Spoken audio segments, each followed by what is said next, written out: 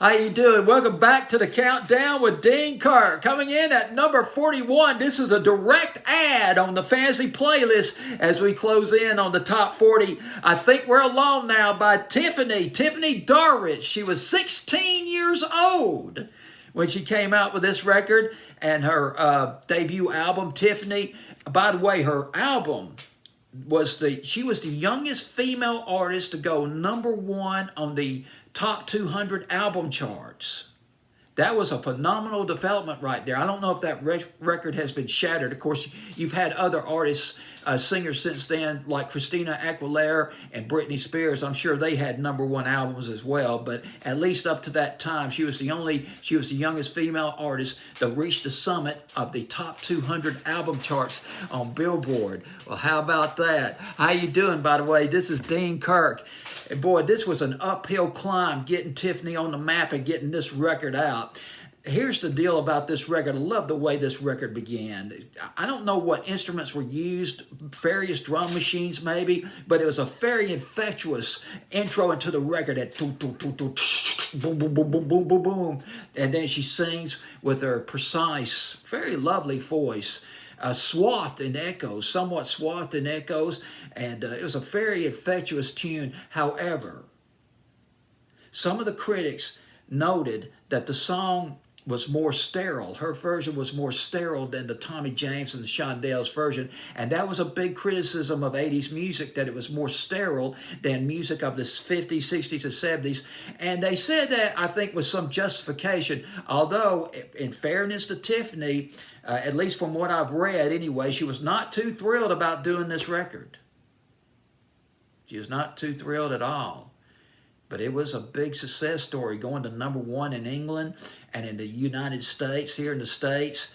The point person behind this record, and there's a lot of stories, you know, there'll be one story and then there's another story and there's a bit and piece of another story. But I'm going to do the best I can to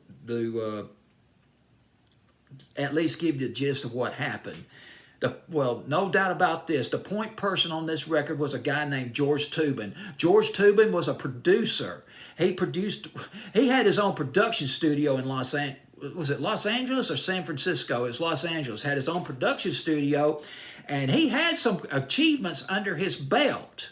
When he met Tiffany in 1983, she was 12 years old when he met her. He saw potential in her. George Tubin had produced More Love, Kim Carnes' version of the Smokey Robinson 1967 hit More Love, and that was back in the summer of 1980. And then, interestingly enough, a year later, using session musicians, if I understand it correctly, George Tubin produced Smokey Robinson himself, one of Smokey Robinson's biggest hits as a solo artist, Being With You, back in the spring, early summer of 1981. So he meets Tiffany, and he wants to give her material. He wants to produce her, but she needs a manager. He's looking for a manager for Tiffany, but nobody would take her. Someone who would be a fit for Tiffany, but was unable to find a manager. So George Tubin decided to be a manager himself. He would handle her business affairs and do the production of her music and all that. So and then one thing leads to another, as Fix once sang, that song by Fix, one thing leads to another. Now it's finding material for Tiffany to sing, a song, something that would put her on the map, or material that she needs to work on. He had a network. I'm sure George Tubin had a network of songwriters. Just knew, because he was a producer, he knew various songwriters. But no one would write a song for Tiffany. No one was interested.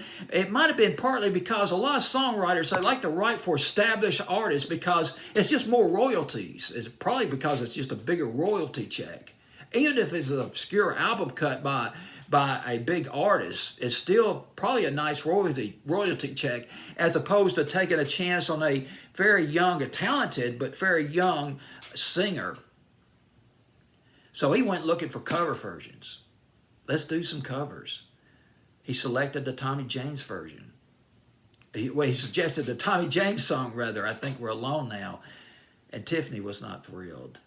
She was not, okay, I'll do it. The demo was made. They shopped at the various record companies. The record companies were, here comes another obstacle course. The record companies were not interested. 12. They went to about 12 record companies, including Arista Records, run by the legendary Clive Davis, who was in charge once of CBS Records. I believe it was CBS until he was let go from there in 1973, and then there was Arista after that. Boy, I remember that Arista record label too. That was a humongous record label back in the 80s and 90s, and some of the people that Clive Davis assigned, I'm going to show you just how legendary this guy is. I read it. He came out with an autobiography, which I read, and it ranges from Janis Joplin to TLC. He signed Janis Joplin, he signed Donovan. Clive Davis was at the Monterey Pop Festival in 1967. Now, can you imagine that? Here's a guy in a suit, short hair, hanging out with the hippies, the love beads, and the long hair and all that, hanging out with them wearing his suit, and he's really struck by Janis Joplin. He knows talent when he sees it. Signs Donovan. And among his biggest discoveries, best known for his, discoveries is not really a good word, but I can't think of a better one right now. With the people that he made prominent, Barry Manilow. There you go, Barry Manilow. He got Barry Manilow to do Mandy. It was originally called Brandy. And Air Supply, Whitney Houston. Later signed Ace of Base, but he took a pass on Tiffany. They weren't having any better luck with NCA Records. They weren't interested either. They're not going to sign this 13, 14-year-old girl. I mean, yeah, she's talented, but there's a lot of wannabes out there too, so what the heck? But there's one fellow in a prominent position at NCA Records. His name was George Moyer. He signed her. He threw the dice. He signed her. So they got ready, getting ready to make an album, make a single and all that. But guess what happened? George Moyer, he leaves the company. And the record and NCA refused to get behind Tiffany. They refused to promote her. George Tubin had to think out of the box, think big time. Sometimes you just got to have a lot of perseverance. You got to have a heart of fire going into this business, this record business. He approached the NCA Special Divisions with an idea. He will promote Tiffany, promote the song. He will promote Tiffany by having her tour the malls, the shopping malls, appealing mostly to teenage girls because a lot of them hang out at the malls. And this was a sound idea. This is the pre-YouTube, the pre-social media era. It's not like back in 1987, you could come up with a record, a do-it-yourself record, produce it, and put it out on SoundCloud or put it out on Instagram or YouTube. You couldn't do that back then. So it was just a brainstorm. He had a major brainwave, George Tubin did. It started in New Jersey. She started touring the malls. She sang for free to shoppers. And sometimes Tiffany got a lot of media coverage. And the crowds grew bigger and bigger.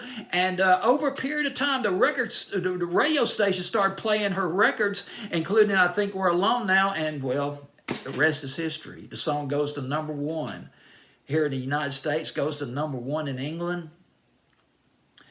And, boy, I tell you, it just seemed like she just came out of an overnight success, but it was not. This was a lot of hard work that went into getting her this far in the fall of 1987. I'm losing my train of thought. There was something else I wanted to mention. Oh yeah, the video to this record. George Moyer videotaped her singing in various malls, which snippets of it was shown in the video. Now, about this record, here's the deal about this record. I've already mentioned that a lot of people felt that Tiffany's version, I Think We're Alone Now, was a little too sterile. I can see that. Because, see, here's the thing about the Tommy James version of the record. You feel the emotion. You feel the heart of this record. You feel the hormonal urgency that is flooded right through this record. It's flooding right over you. You hear the heart and soul. It's not just that he's narrating, he's also participating. It's not just a consummation. It's not just the fireworks that go with it. It's also the taboo, because 1966, 67, you're in the cusp of the sexual revolution. It's something like there's rapture, there's danger that's coming along for the ride, something that you're not supposed to do. Oh no, not supposed to do that. But, it's just the ecstasy, the thrill of the ride. But you don't get that, and you get that in the Tommy James version. That's what drew me to the Tommy James version when I was a kid. But you don't really get that with the Tiffany version. And once again, it's not that it partly...